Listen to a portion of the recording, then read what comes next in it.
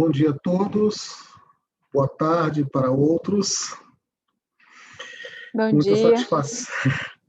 É com muita satisfação que, mais uma vez, nós estamos aqui para transmitir essas mensagens que têm como objetivo planificar as nossas almas, trazer um pouco de alento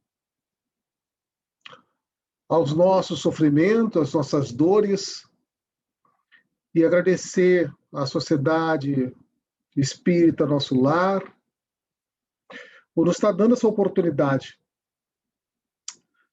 de falar sobre algo muito importante para nós. Agradecemos a Júnia, que nos deu esse presente para falar na primeira palestra do ano. Obrigado, Júnia. Bem, escolhi como tema a felicidade à luz do Espiritismo, até porque nós adentramos em 2021, obviamente, falando essa palavra. Todos nós falamos para os nossos amigos, para os nossos familiares, desejando felicidade, desejando saúde, desejando prosperidade. Então, verifiquei a possibilidade da gente estar discutindo sobre esse tema. Para tanto, separei 4 tópicos, melhor dizendo. A felicidade na visão dos gregos, que foram os primeiros a discutir essa questão sobre a felicidade, e que, por sinal, deixaram um legado muito interessante em sua filosofia, como também a felicidade na sociedade contemporânea. Na sociedade contemporânea, a felicidade ela tem uma outra conjuntura, se apresenta com novos contornos, e que nós iremos dedicar algumas falas sobre. Como também vamos falar sobre os indicadores da felicidade, ou seja, nós podemos, em dado momento,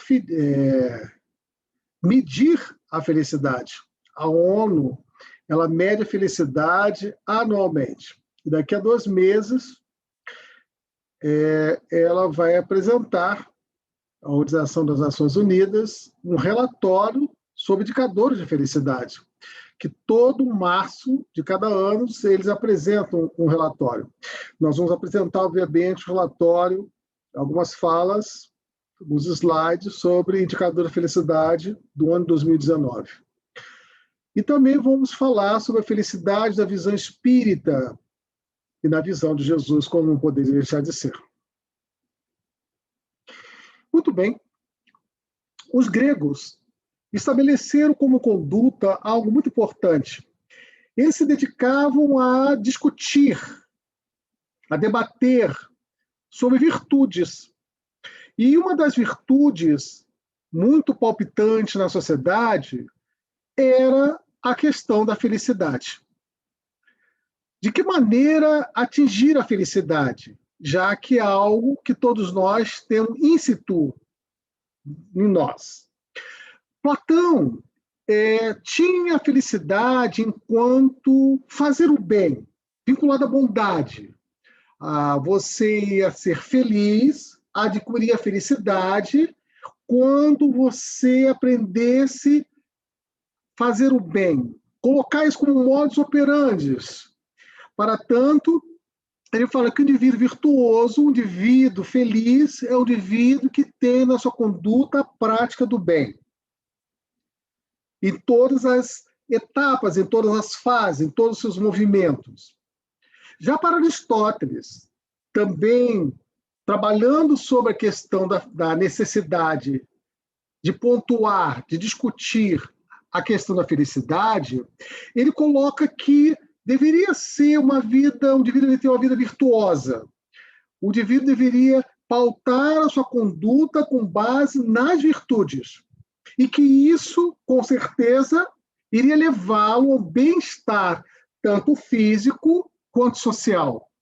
Para tanto, ele elegeu algumas virtudes que nós deveríamos ter como pauta norteadora para adquirir a paz e a felicidade.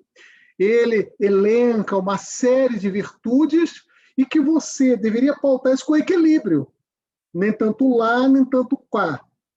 Por isso que ele desenvolve todo o trabalho falando sobre vícios e virtudes. A virtude deveria ser comedida, deveria ser ponderada. Por isso que ele fala que o caminho do meio, né?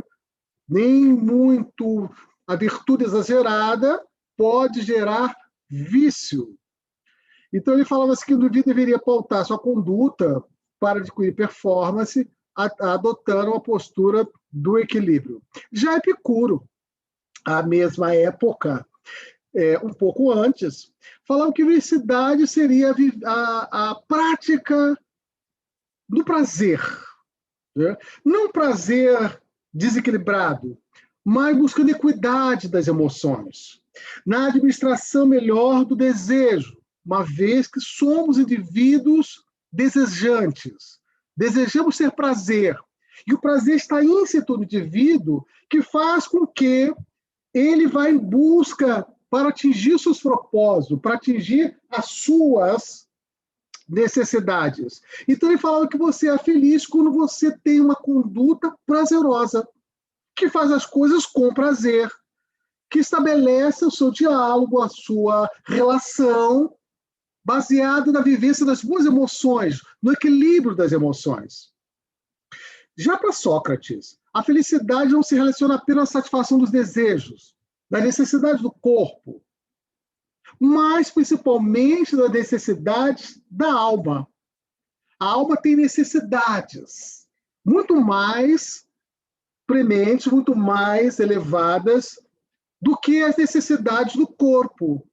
Enquanto, para algumas correntes da filosofia grega, a felicidade está em você se extenuar ao máximo na vivência dos prazeres, como algumas correntes acentuavam à época. Já Sócrates coloca uma dimensão um pouco mais elevada. A alma tem necessidade de vivenciar virtudes, de vivenciar o bem. Para tanto, ele fala que a felicidade é um bem da alma que só podia ser atingido por meio da conduta virtuosa e justa. O indivíduo será feliz a partir do momento em que ele pautar a sua conduta na base da bondade, do altruísmo, da generosidade, da justiça, e isso ele poderia ser feliz. Muito bem. E dando continuidade, nós podemos hoje pontuar a felicidade numa perspectiva contemporânea. Como é hoje, como é que nós podemos visualizar a felicidade na sociedade moderna? Hoje, nós podemos conceber isso de várias formas.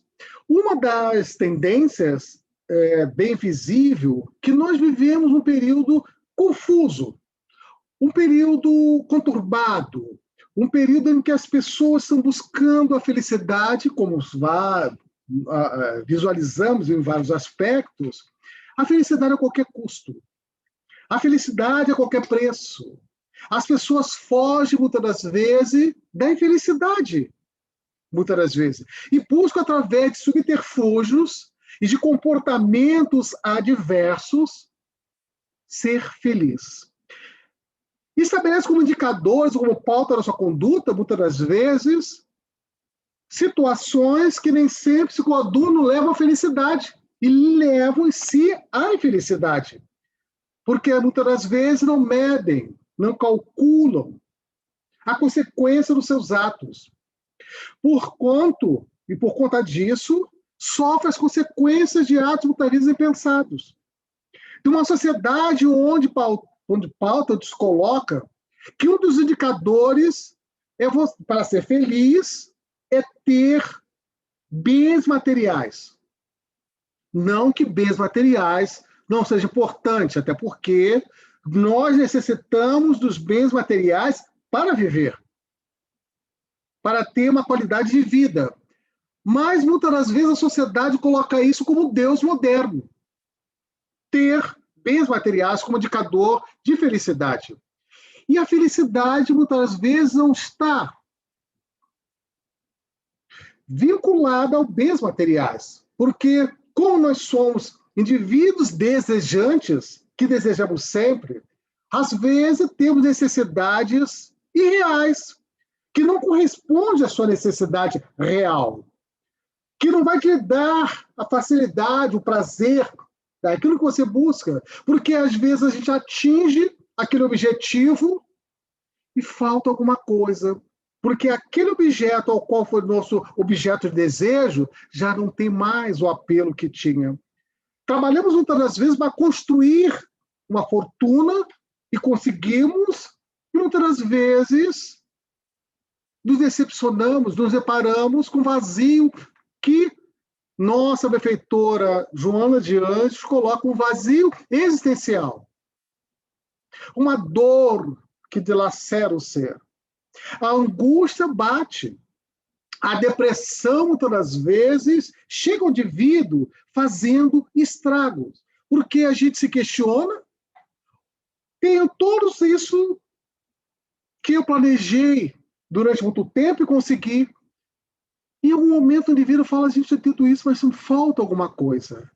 Talvez, e aí numa análise, é porque o indivíduo pautou a sua conduta, direcionou os seus esforços, apenas achando que aquilo poderia saciar também os seus desejos da alma. Pode satisfazer uma parte, mas não toda. Então nós, dentro de uma análise, situamos uma tendência atual que é da modernidade líquida. As coisas não têm liga. As coisas são líquidas. Chegam e passam. Chegam e não tem aquela vinculação. Por isso que Zygmunt Bauman, um grande sociólogo e pensador, desencarnou há pouco tempo, mas durante muito tempo ele discutiu sobre o nosso comportamento na busca da felicidade, pautando a conduta dentro de relações frágeis, né? Incapaz de manter uma identidade por muito tempo. Por isso que nós vemos hoje pessoas sofrendo, especialmente no que diz respeito às relações afetivas.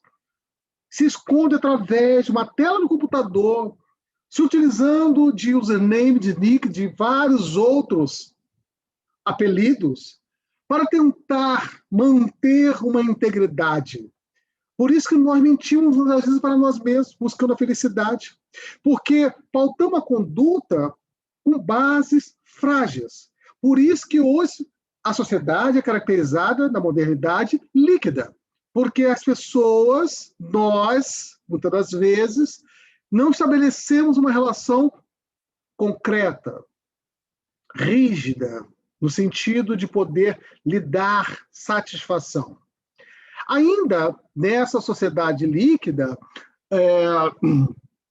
essa vulnerabilidade apresenta um estado temporário das relações. E as pessoas desejar ser feliz não é algo ruim, pelo contrário, todos nós desejamos ser felizes.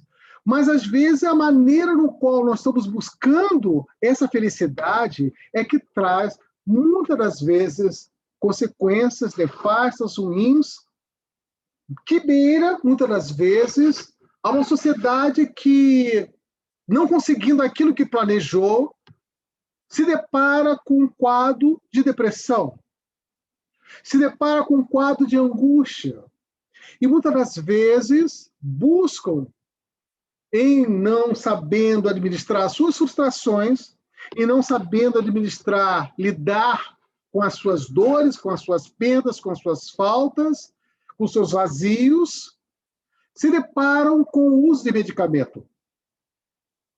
Na década de 80, nós observamos a explosão do Prozac, que era a pílula, que era um remédio, até pouco tempo, tido como remédio que ia garantir a felicidade dos indivíduos. O indivíduo trabalhava de maneira exaustiva e sempre vazio, Um indivíduo que estava sendo pautado pela conduta de indicadores financeiros, e muitas das vezes não sabia lidar com a competitividade, não sabe lidar muitas vezes com a competitividade, não sabe lidar com as demandas que muitas das vezes a cultura ou a família estabelece, e que no mundo competitivo como o nosso, em que é necessário ser bom em tudo, em que é necessário se destacar em tudo, muitas vezes o indivíduo se sente totalmente desgastado, trazendo estado de angústia e felicidade. O problema surge quando somos educados e treinados com uma falsa ideia que devemos ser felizes a qualquer custo. E isso a gente sabe que é complicado, que é difícil, quando nós nos deparamos com essa exigência. E quando nós somos que não somos, nem estamos felizes, estamos fracassando como pessoas. Isso é grave. Quando a gente não atinge esse estado, nós definimos, nós estamos fracassando como pessoas. E quando você detecta isso, e quando você se depara com esse quadro, advém aí uma série de comprometimento físico, psíquico, espiritual. Desapontando nossos pais, e, portanto, não somos boas pessoas. Olha, você não atingiu tal objetivo, logo, você não é uma pessoa que consegue, você não conseguiu, você é um fracassado. E a sociedade, hoje, é uma sociedade que exige performance de pessoas. Nossa performance. E isso é uma coisa que vem trazendo consequências nefastas e ruins para a população como um todo. Existe a chamada obsessão, que nós também constatamos, de ser felizes. É uma ditadura. Você tem que ser feliz a qualquer custo. Então, a ONU estabelece indicadores da felicidade. A busca é tão desenfreada que a ONU, há alguns anos, faz essa pesquisa, anualmente faz essa pesquisa e apresenta para as nações qual o país mais feliz do mundo. Estabelece, essa é a pergunta, qual o país mais feliz do mundo? Nós poderíamos aí aventar, né? Qual o país mais feliz do mundo? Mas o país mais feliz do mundo que não é os Estados Unidos, dentro da estatística da pesquisa que a ONU faz, não é o Brasil, não é a França, não é a Alemanha, é a Finlândia. Pelo segundo, terceiro ano que a Finlândia ganha. Né? E ele estabelece alguns indicadores de performance, indicadores como as variáveis, né, que a gente pode colocar: liberdade de expressão, onde o povo pode falar, se colocar; a renda média, um salário que dá para o indivíduo sustentar, sem precisar de se utilizar de benefícios sociais, que o trabalho que ele tem o remunera suficiente, como também expectativa de vida, o indivíduo que tem uma qualidade de vida boa, vive mais, e de maneira consequente tem transporte, tem saúde, tem lazer, tem o suporte social para o indivíduo se locomover, o indivíduo se sustentar, se manter íntegro. Também avalia a generosidade e confiança, ou seja, existem esses fatores que são avaliados a performance. E a Finlândia, junto com os países, outros países, como Noruega, todos escandinavos, eles se destacam como indicador de felicidade. O que nós aqui, obviamente, questionamos nessa pesquisa é porque eles têm um parâmetro eminentemente, um índice que é visível, parâmetros e variáveis financeiras, né, de finança, ou variáveis que às vezes fogem um pouquinho daquilo que será que efetivamente as pessoas podem se dizer felizes no seu sentido holístico, sistêmico. Será que me relaciono bem com o meu companheiro, com a minha companheira, com as pessoas? Será que eu estou feliz com a minha relação que eu tenho com a sociedade como um todo? São itens que, na verdade, eles não contemplam, mas que nós hoje, se efetivamente a sociedade escandinava fosse feliz, no seu sentido mais amplo, as pessoas não estariam se suicidando, as pessoas não estariam bebendo muito, usando drogas, né, lícitas e ilícitas.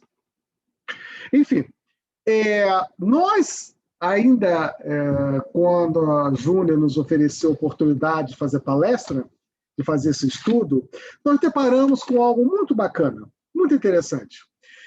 Em uma matéria que a BBC lançou já no início de janeiro, e que talvez tenha sido assim, um prazer de ter participado, lido, né, essa matéria, que nos trouxe assim, algumas reflexões interessantes. O Segredo da Felicidade, de Mathieu Ricard, que é um monge budista francês. Ele ganhou o título do homem mais feliz do mundo. Gostaria de ter ganho esse título, viu? O homem mais feliz do mundo. Até porque eu tenho um motivo, sou casado com a Clarissa, né?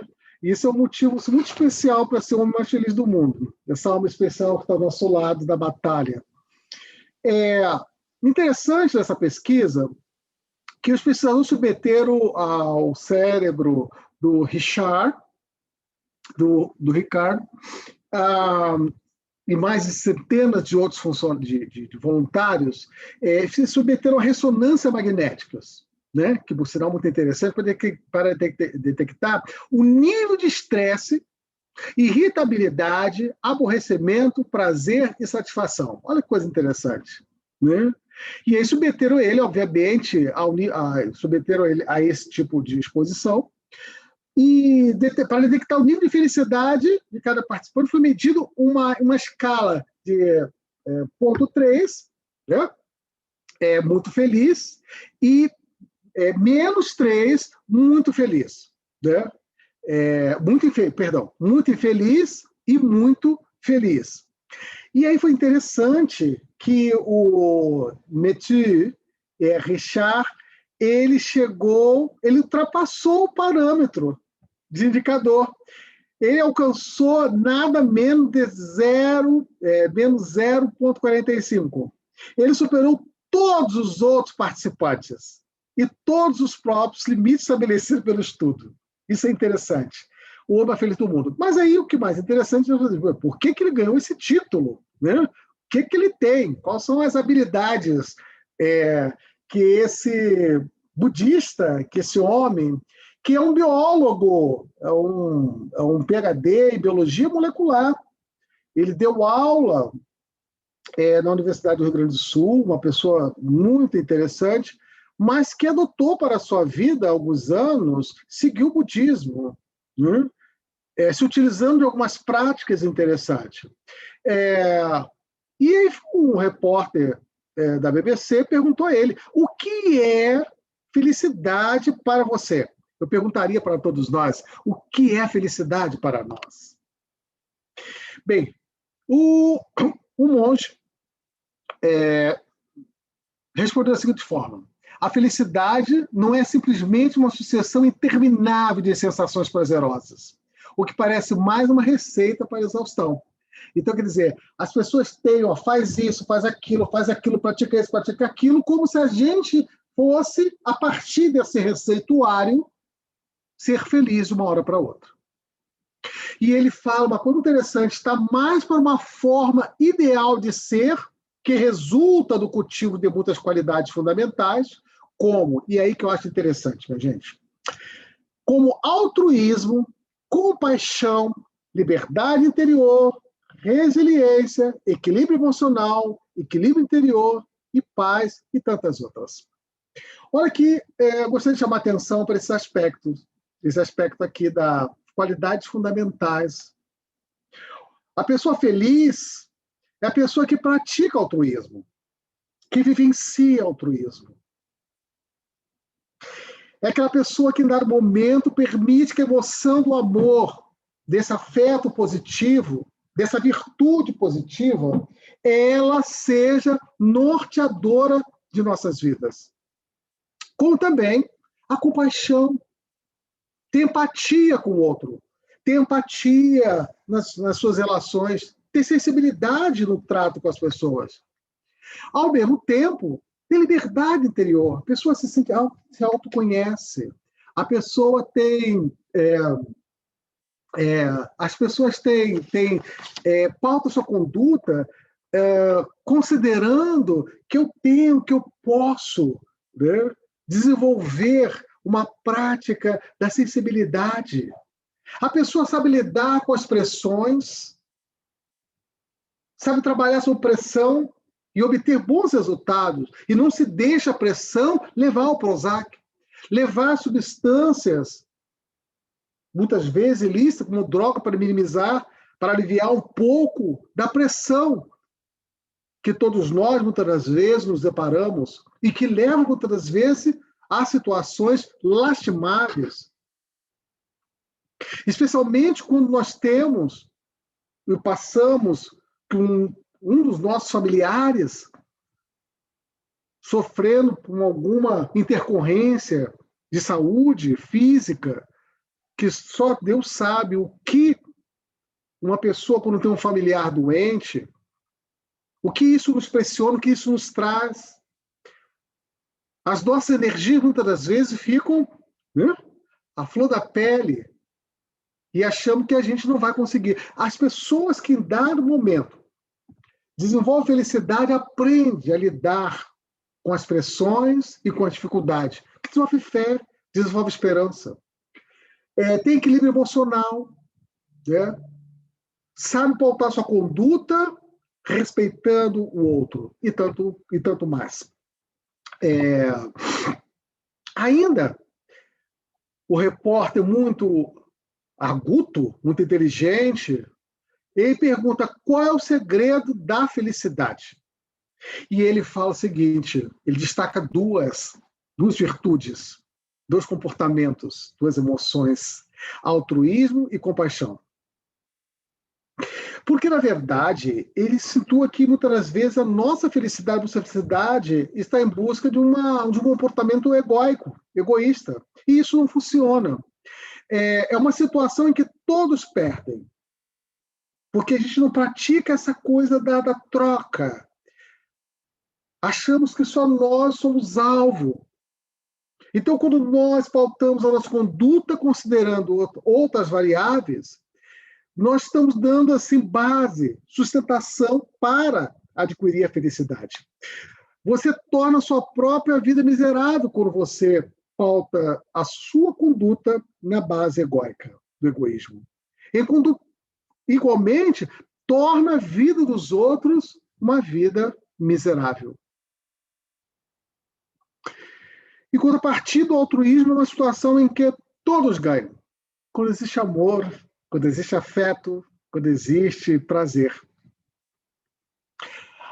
Bem, nós podemos então, dentro dessa temática que nós colocamos, e que talvez é do interesse de todos nós, qual é a felicidade na visão espírita e na visão de Jesus?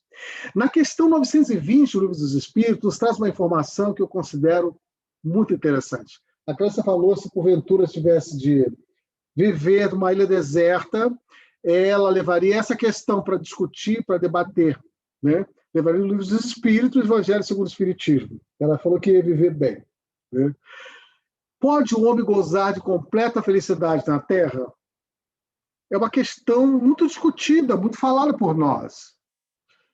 E vale a pena a gente, novamente, pautar, discuti-la, porque isso é muito importante. E fala que não pode gozar, ter completa felicidade da Terra. Até porque, se a gente parar para pensar, a Terra é um mundo de provas e expiações, é um mundo perfeito, em que aqui reinas são paixões.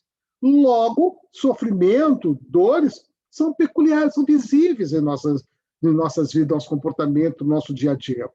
Por isso que os espíritos são categóricos quando respondem dessa forma. Não.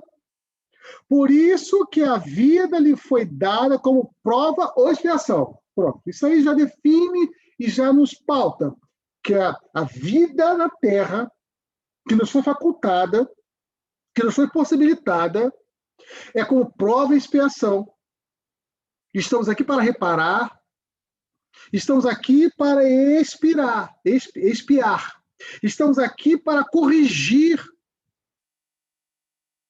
posturas, adotar nossas posturas, adquirir novas qualidades, desenvolver saber, desenvolver sabedoria, desenvolver condutas, virtudes como Aristóteles, como Platão nos fala.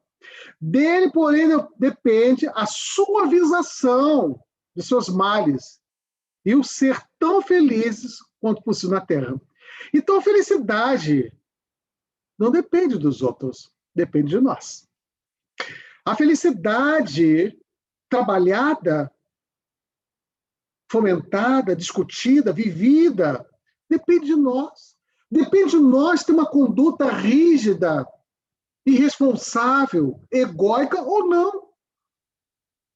Nós podemos fazer escolhas constantes e permanentemente. Ninguém está fadado a ser infeliz. Muito embora nós pautamos a nossa conduta dessa forma, nós somos fadados a ser destinados a ser felizes, a ter felicidade, a ter plenitude.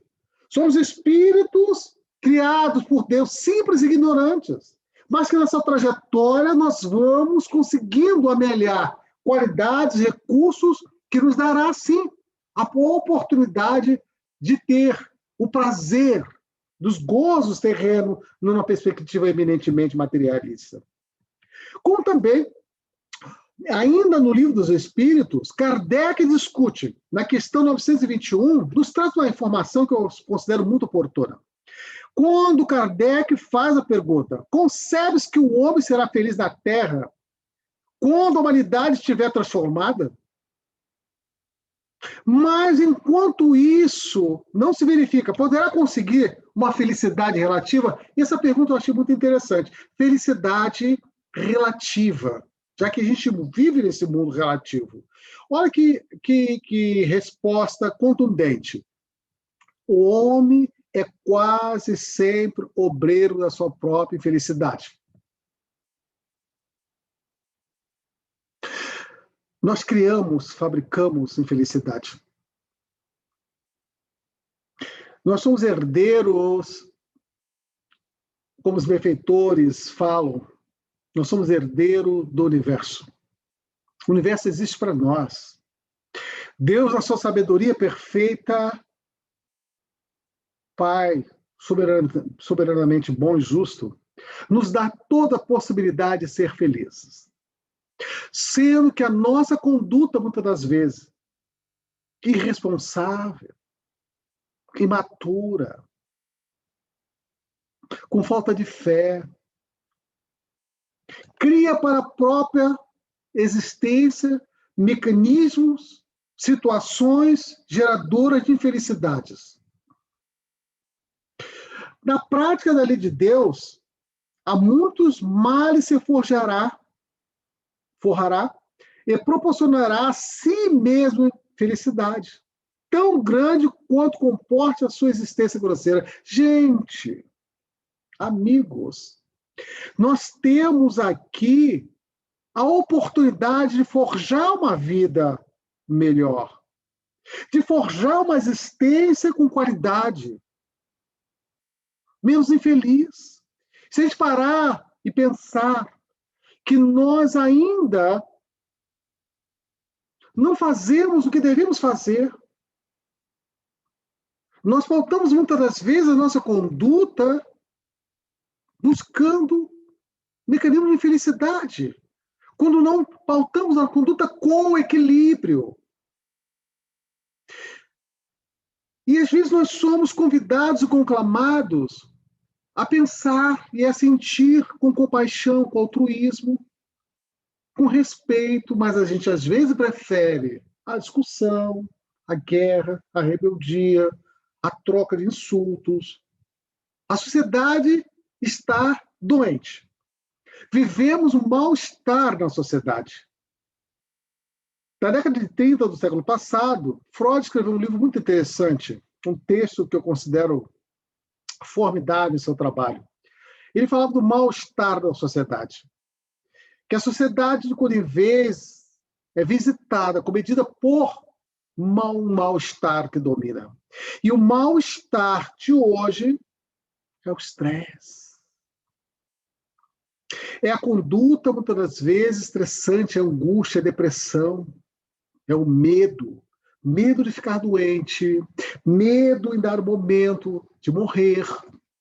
Para tanto, nunca foi tão visível, estatisticamente, jovens se suicidando. A estatística é assustadora. Jovens que não conseguem conviver com a situação, com a variável da pandemia, com a doença. Perdeu um pouco das relações, da troca, não sabe administrar as frustrações, os seus medos e busca o suicídio. A sociedade americana, a estatística é assustadora. De jovens na faixa de 17 aos 24 anos se suicidando em massa. A ponto de especialistas colocar que se virou uma epidemia de suicídio. Aliás, não é privilégio só dos Estados Unidos. No mundo, jovens que às vezes não estão bem orientados, não estão sabendo lidar com as suas frustrações, com o momento que exige de todos atenção.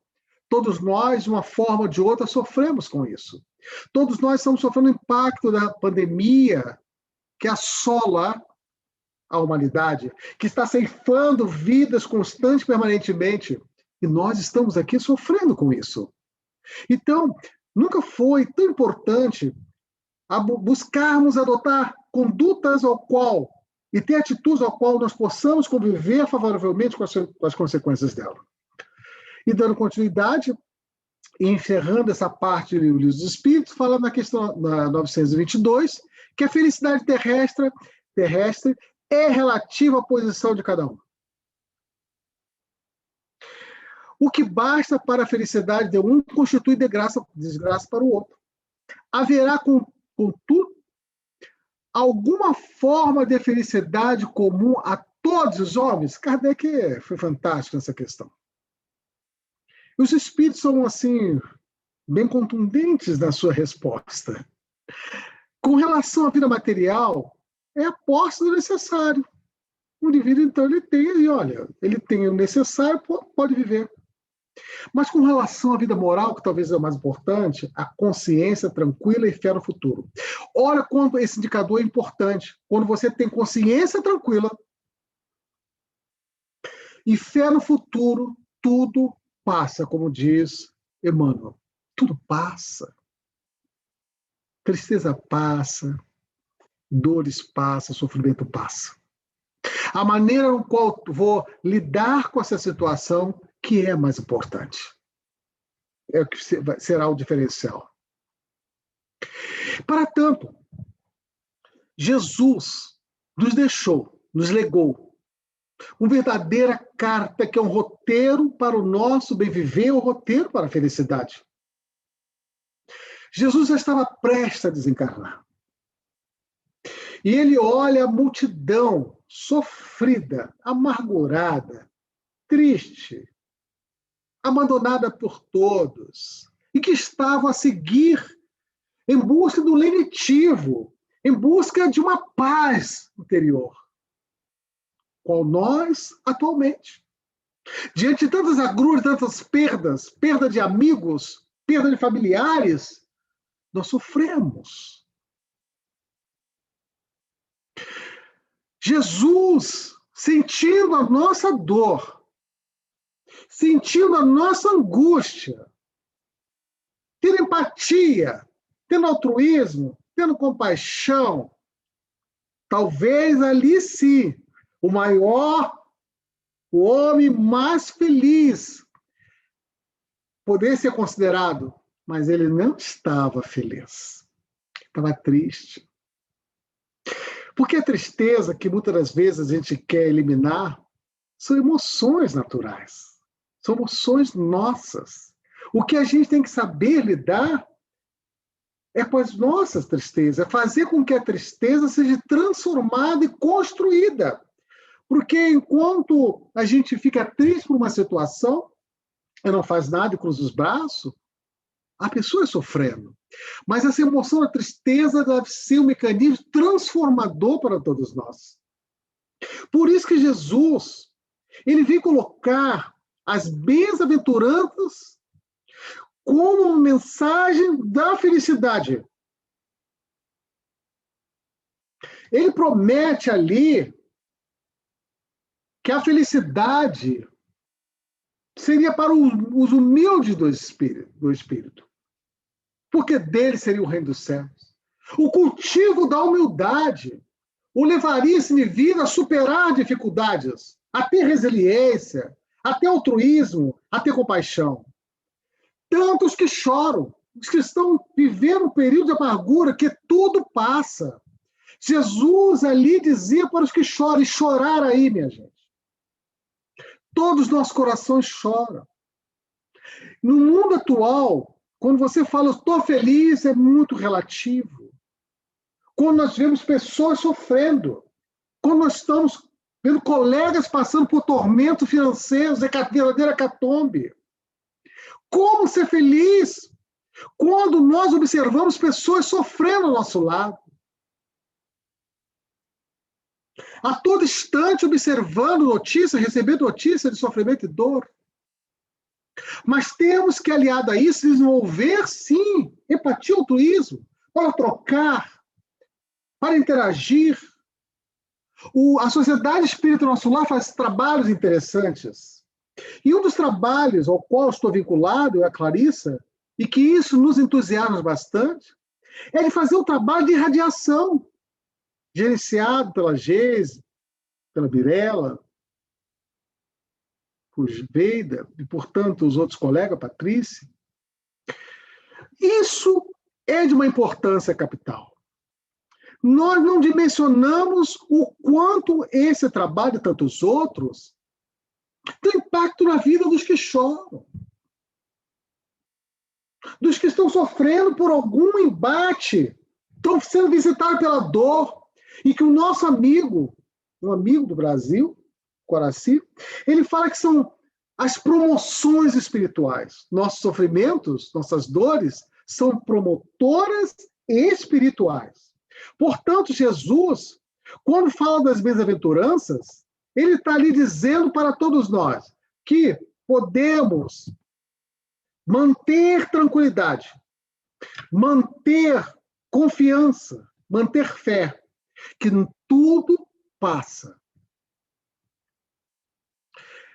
E aí que vem uma questão muito interessante, quando fala no Evangelho segundo o Espiritismo, no capítulo das bem-aventuranças, quando fala que quando Cristo disse, bem-aventurados os aflitos, que para nós ainda, para muitos, carece de entendimento mais profundo, fala assim, bem-aventurados os aflitos, o reino do céu lhe pertence. Não se refira de modo geral aos que sofrem. Olha que detalhe interessante. Não se referia de modo geral aos que sofrem, visto que sofrem todos que se encontram na Terra. Perdão. Todos que sofrem na Terra, sofrem. Todos nós somos almas sofredoras. Todos padecem. Quer ocupe tronos, quer jazam sobre a palha, dormem sobre a palha. Mas poucos sofrem bem. Saber sofrer é arte. Saber sofrer é fé. Saber sofrer é inteligência emocional. Poucos compreendem que somente as provas bem suportadas podem conduzi-lo ao reino do céu. Nós estamos aqui fazendo apologia do sofrimento enquanto um Estocolmo, um masoquismo. Não. É se utilizar desse recurso de uma promoção espiritual.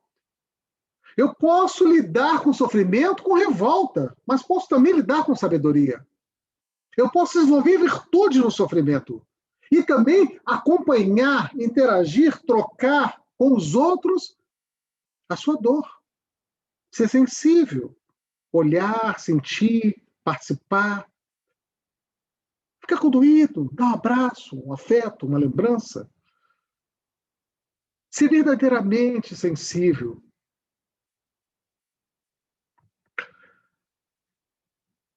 Emmanuel ainda nos brinda, para terminar,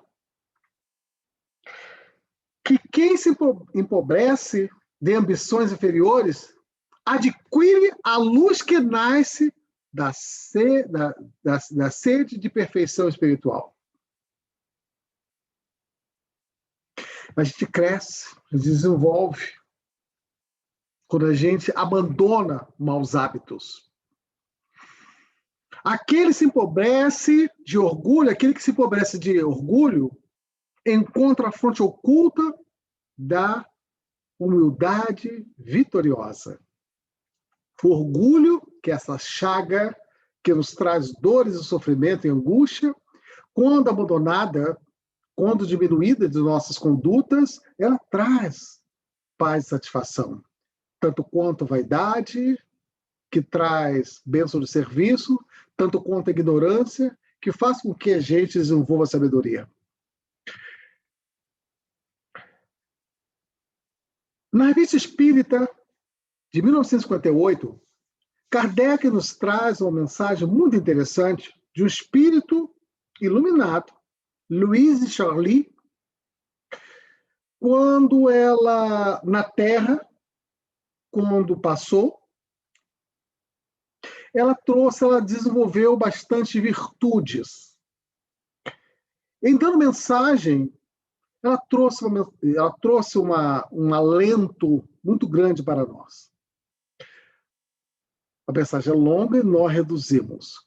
Quando assim se refere, homens, pensai que depende de vós ser felizes e fazer o vosso mundo um dos mais avançados do céu.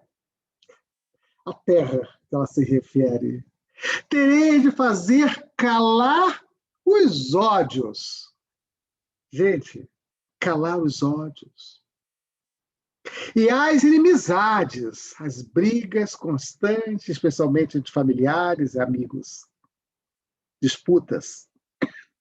E esquecer os rancores e as cóleras. Que isso adoece. Isso tem nos adoecido. Isso tem adoecido a sociedade moderna. Rancores e ódios e cóleras. Perder o orgulho, administrar o orgulho. Transformar o orgulho, tanto orgulho quanto a vaidade. Deixai tudo isso de lado, semelhante a um fardo que, cedo ou tarde, precisais abandonar. Gente, olha que bacana. Deixai tudo de lado. Então vamos dar valor a essas coisas, que isso traz dor e dificuldade para nós. Vamos definir valores essenciais, virtudes essenciais, que vão agregar valor à nossa alma, que vão edificar o nosso espírito. Esse fardo, bem sei, para vós é um tesouro na terra. Valorização do egoísmo, vaidade, disputa, competitividade, que nós valorizamos. É um tesouro para nós essas coisas que são venenos para a nossa alma. Só que a gente confunde. Por isso tendes mérito em abandonar e perdê-lo. Mas no céu ele se torna obstáculo para a nossa felicidade. O que nós valorizamos aqui na Terra não serve de nada, muitas das vezes, lá no plano espiritual. Crede, pois, em mim, apressai vosso progresso. Apressai nosso progresso. Eu achei isso tão alvissareiro, tão importante. A verdadeira felicidade é aquela que vem de Deus, onde encontrarei prazeres que valham as alegrias que lhe dá aos seus eleitos e aos seus anjos. De que vale as alegrias que lhe dá aos seus eleitos, aos seus anjos. É uma mensagem que nos aproxima de uma identificação muito grande da necessidade de a gente buscar, adotar novas virtudes, novos comportamentos, para adquirir o que nós sempre buscamos, ao qual somos fadados, a felicidade e a paz. Felicidade não está no dinheiro, não está na inteligência, não está na autoridade humana, não está nos títulos acadêmicos. Não está no que sonhas, e sim no que fazes. E, sobretudo, a maneira como fazes, como diz Emmanuel. E ainda para encerrar, Emmanuel nos fala, felicidade, na essência, é a nossa integração com o Cristo de Deus. Quando nos rendemos a Ele, para que nos use como somos, e do que temos, a benefício dos semelhantes. Isso porque todo bem que venhamos a fazer é investimento ao nosso favor, na contabilidade divina. Em suma, felicidade colhida nasce e cresce da felicidade que se semeia. Ao melhor, ou melhor, à medida que ajudamos os outros, por intermédio dos outros, o céu nos ajudará. Muita paz para todos.